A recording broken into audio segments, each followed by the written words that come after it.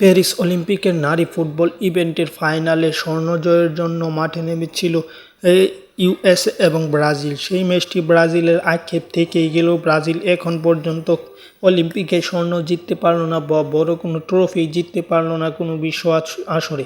Brazil এবং ইউএসএর এই ম্যাচটি প্রথমার্ধে গোলশূন্য ড্র হয়, বাদে পরবর্তীতে সেকেন্ড হাফে মাঠে নামলে দুই দল সমানে সমানে খেললেও শেষ ম্যাচ এক গোল দিয়ে ম্যাচটি এর জয় ছিনিয়ে নেয় ব্রাজিলের কাছ থেকে ইউএসএ এবং সব কিছু মিলিয়ে ম্যাচটি 1-0 গোলে শেষ হয় এবং 1-0 গোলে শেষ হওয়ার মাধ্যমে ব্রাজিলের স্বপ্ন ভেঙে আবারও ইউএসএ চতুর্থবারের মতো ফাইনাল চ্যাম্পিয়ন হলো। সব কিছু মিলিয়ে ইউএসএ অত্যন্ত সুন্দর দল।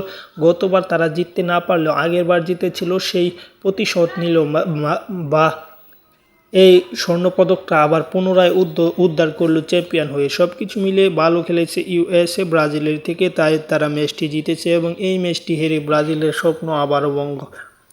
বড় কোনো ট্রফি জিততে পারে না ব্রাজিল, পাশাপাশি এই অলিম্পিক ফুটবলের স্বর্ণ এখন পর্যন্ত জিততে পারেনি ফুটবল ইভেন্টে। অপরদিকে পুরুষ ইভেন্টে অত্যন্ত ভালো খেলে ব্রাজিল, কিন্তু এই অলিম্পিকে তারা সুযোগ পায়নি। যাই হোক, খেলাধুলার আপডেট পেতে চ্যানেল সাবস্ক্রাইব করতে ভুলবেন না। ধন্যবাদ সকলকে।